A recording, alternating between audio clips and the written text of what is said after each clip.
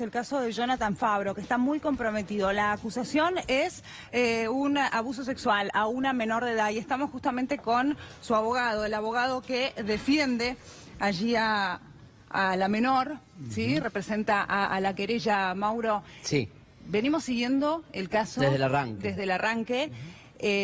Hay algunas pruebas, tengo entendido que la chiquita de 11 años todavía no ha sido sometida a cámara Gesell, pero que han sido 5 años de abuso, es decir, que no estamos hablando de un abuso en una oportunidad, fueron 5 años. Con una diferencia que planteó esta semana o la semana pasada el doctor Marano, que fue pedir la detención de Fabro, aprovechando que estaba en la Argentina.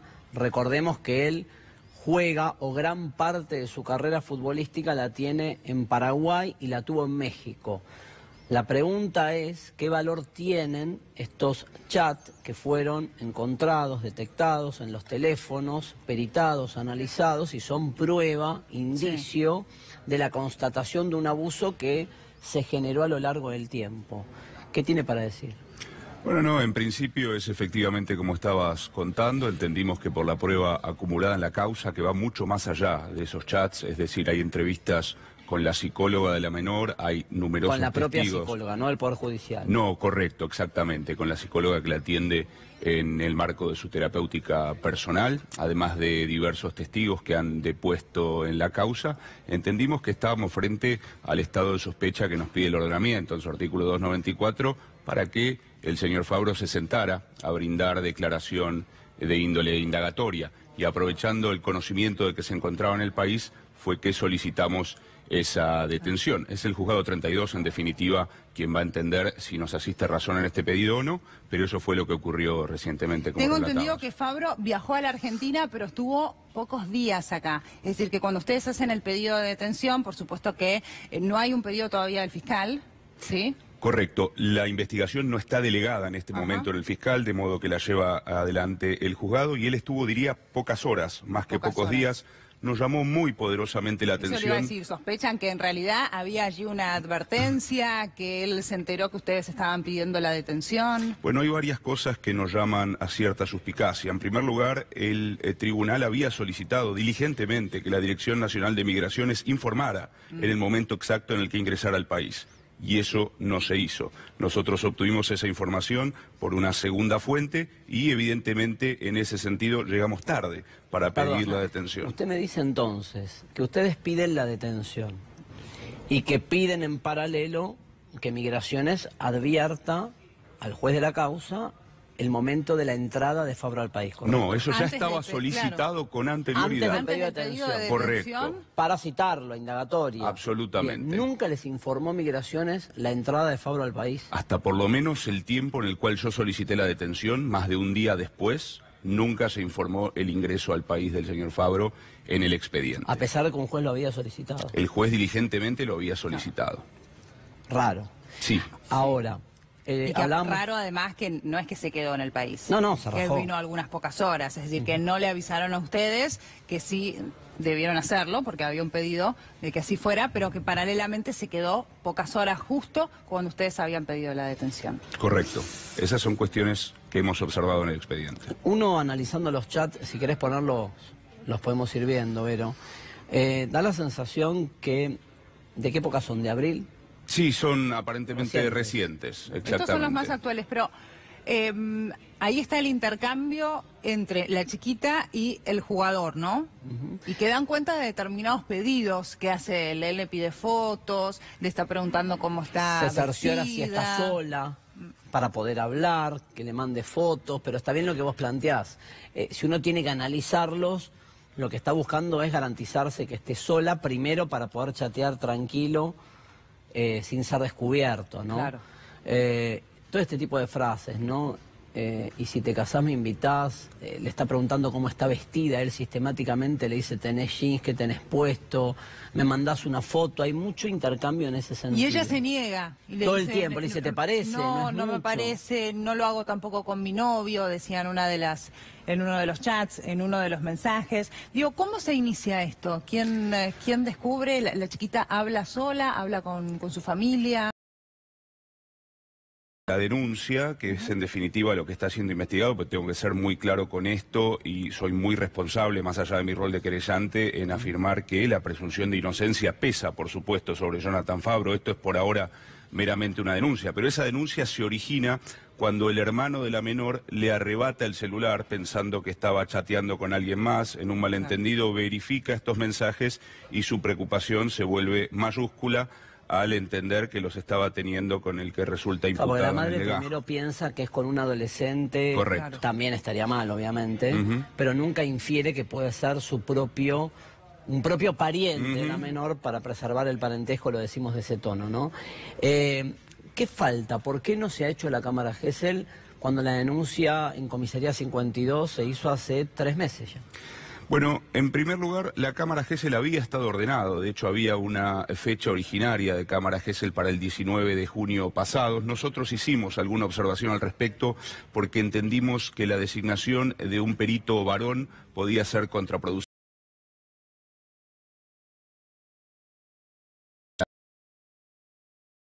Equipo nos pareció conveniente que quien llevara adelante esa particular prueba, que además es imposible de reproducir una vez tomada para no revictimizar, sería mejor que fuese una mujer. De modo tal que solicitamos se fije nueva fecha y han habido algunas dilaciones, pero entendemos que se va a estar llevando adelante a comienzos del mes que viene, apenas terminada la feria. Uno infiere que si bien puede haber indicios como los mensajes de chat y demás, más la declaración de la menor ante su psicóloga personal, lo que le está faltando a la causa para rubricar la prueba definitiva es su relato en Cámara Gesell ante expertos del Poder Judicial. Sin esto me parece que no va a prosperar un periodo de detención, sobre todo de hechos delictivos sexuales que son imposibles de reconstruir en lo genético, digamos, no hay evidencia física. Correcto. Porque quedó... Atento al paso del tiempo. El paso del tiempo anula la evidencia física, por eso digo, ¿cómo van a hacer? Si la Cámara Gesell no se acelera, es improbable que un juez ordene la detención. Correcto, por eso nuestro interés constantemente en que esa Cámara Gesell se realice, por supuesto, preservando de la mejor manera a la menor. Entendemos además, Mauro, que estamos frente a una figura delictiva de las más graves del ordenamiento, la del artículo 119, ¿no? El abuso sexual de un menor de 13 años, que en este caso además se podría haber agravado por la existencia de acceso carnal. Sabemos que el nuevo ordenamiento lo consagra sea por la vía que fuere. Ahí llega hasta 15, 20 años de cárcel. Llega ahí hasta 15 años y podría haber algún agravante de acuerdo a la cercanía o parentesco que lo llevara incluso hasta los 20 o si hubiese daños sobre la psique o el cuerpo del menor. ¿Cuál fue la reacción de Fabro, si es que la hubo un comunicado? Él está jugando en Paraguay, creo que hasta en la selección, no sé si actualmente, pero jugó en la selección de Paraguay.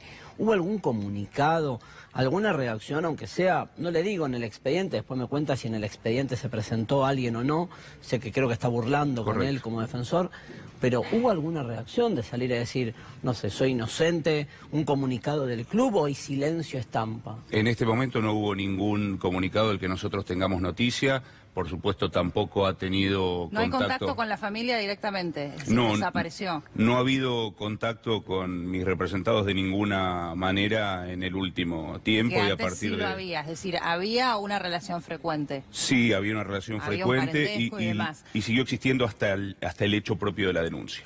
A mí me sorprende. Pero no intentó defenderse en ningún momento, es decir, en ningún momento se presentó ante la familia. No, mediáticamente tampoco, en el expediente, y encima tampoco con la familia, ¿no? No es que se presentó en la casa y dijo, no, esto es una confusión, yo de ninguna manera hice esto, nada, no, desapareció. Que sepamos, no. Y lo pone a Burlando, después lo podemos llamar a Burlando, a ver si quiere hablar. Pasa que justo es feria, ¿no? Claro. Es una excepción a la regla del doctor que está trabajando. Pero... Hasta ahora entonces la causa tiene los chats, la declaración de la madre... La declaración de ella ante su psicóloga. La declaración de la chiquita ante su psicóloga personal. ¿Y qué más? Hay declaraciones de otros familiares que dan cuenta de las circunstancias de tiempo y lugar en el que podrían haber ocurrido los supuestos abusos. Claro, está bien lo que dice Marano, en los delitos sexuales, o en casi todos los delitos en general, lo que te pide la ley es precisión. Claro. Por más que sea, vos podés contar y decir, sí, me violó, me abusó, lo que te va a pedir la justicia para probar lo que llaman los hechos, te va a decir qué día, qué hora estipulada, en qué lugar.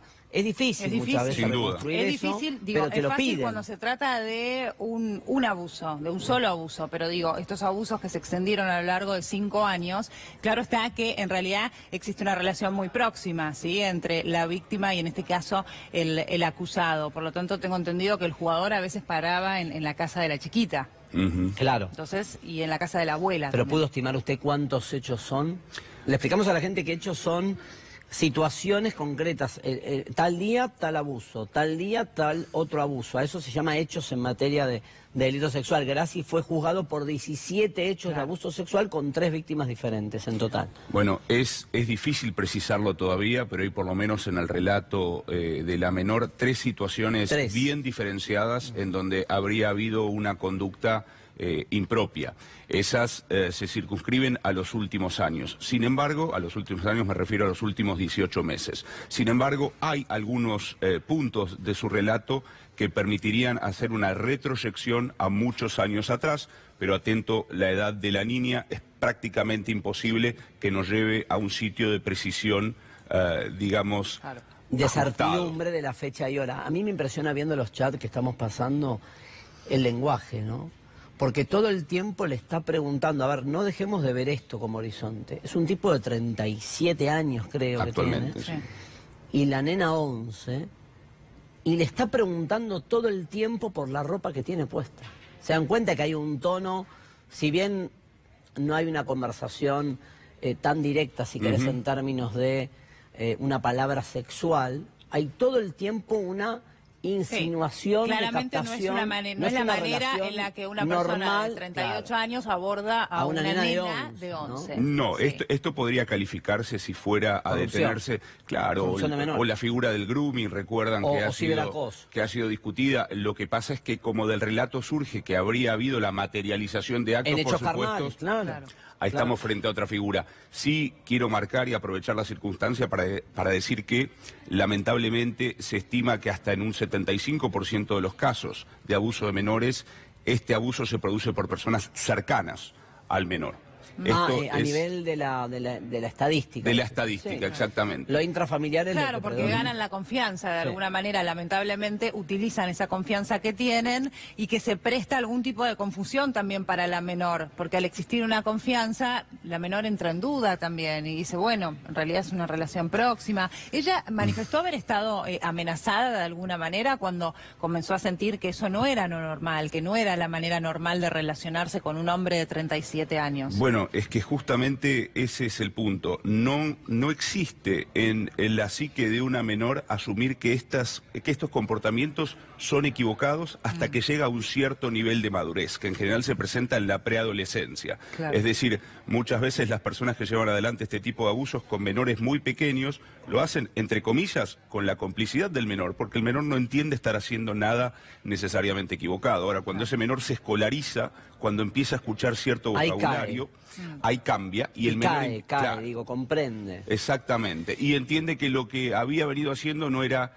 tan normal. Por eso es el delito de la corrupción de menores, lo que castiga justamente es cómo el que corrompe lo que hace es alterar la mente del abusado, es decir, hacerle creer que es normal que la sexualidad esté entendida en esos términos que son delictivos. Entonces, muchos nenes justamente que han sido corrompidos y luego abusados de forma carnal, terminan verificando esto. Me acuerdo, una de las víctimas del psicólogo Corsi, termina dándose cuenta que lo que estaba viviendo no era normal ni natural, viendo una película a veces y entendiendo en los personajes de la película que él era víctima. Mirá lo que tuvo que pasar, le digo.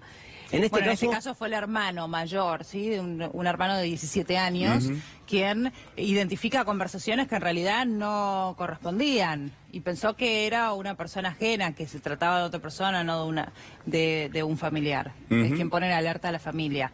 Pero ahí la chiquita reconoce lo que estaba viviendo. Sí, evidentemente ya tenía una edad y una madurez para entender que era inapropiado. De todas maneras, esta figura legal, que es la del artículo 119, es decir, que contempla el abuso sobre un menor de 13 años, de ninguna manera otorga un carácter desincriminante al consenso del menor. Es decir, aunque el menor estuviera de acuerdo, que no fue el caso, no lo desincrimina. Lo aclaro porque Eso es una está figura clarísimo.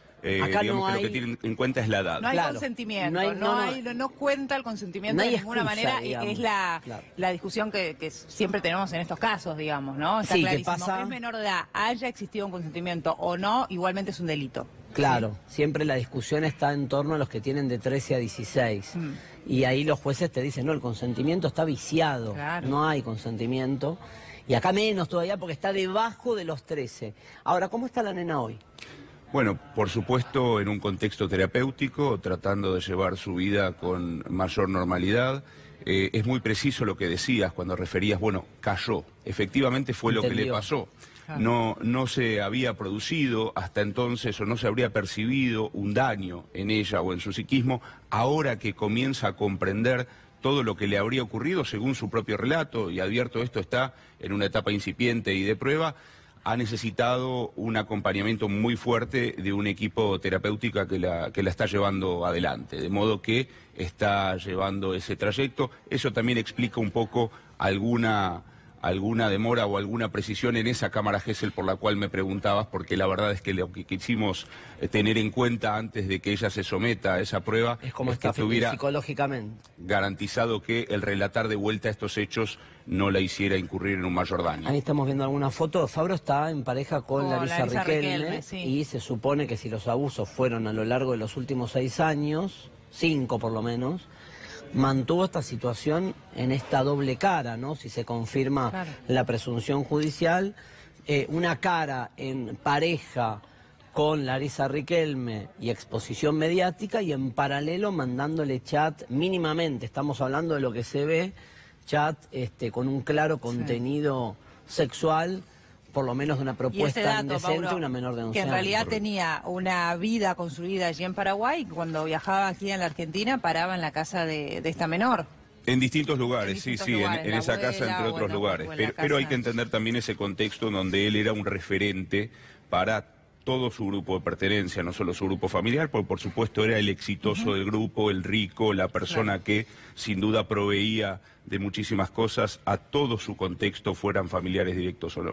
Yo creo que en función del atraso de la Cámara Gesell, me parece que en estas circunstancias, salvo que acompañe la Fiscalía, me parece que el juez lo va a mantener en calidad de libre, digamos, al sospechoso, porque le está faltando un elemento clave para determinar una detención. Me parece, digo, es una intuición que tengo, me puedo equivocar. Puede pasar que mañana el juez sorprenda y diga, manden a arrestarlo con orden de captura internacional al Paraguay, pero no sé qué piensa usted. Me parece que en este contexto, faltándole la prueba madre que requiere todo abuso, lo que se llama abuso entre 4 paredes o en la oscuridad, necesita la prueba fundamental que todavía no la tiene, por más que hay indicadores visibles que estamos mostrando, le está faltando esa prueba para decir, manden a meterlo preso, ¿no? Coincido con vos que es una postura posible que puede adoptar el doctor Zavalía. No obstante, nosotros quisimos poner sobre el tapete esa posibilidad. Entendimos como querella que estaban acreditados los extremos necesarios y en definitiva será él. Es sin duda, Mauro, materia opinable. Será el juez el que decida, pero tiene elementos para decidir de una forma u otra sin sospechar que lo está haciendo conforme a derecho. Bien. Bueno, mientras tanto, entonces, Fabro sigue allí en Paraguay, vino a la Argentina solo por algunas horas. Ahí quedó la duda porque había un pedido a la justicia de que había que Migraciones debía avisar cada vez que regresara a nuestro país. Fabro no lo hizo, ustedes se enteraron por otro medio, hubo un pedido de detención por parte del abogado y por lo pronto habrá que esperar la Cámara Gesell, o Correcto. si bien lo que usted decía, si la justicia avanza y pide la detención de Fabro sin necesidad de que se lleve adelante la Cámara Gesell. Gracias, doctor. A ustedes, siempre. Gracias. Vamos a seguir el tema, por supuesto, porque es gravísimo.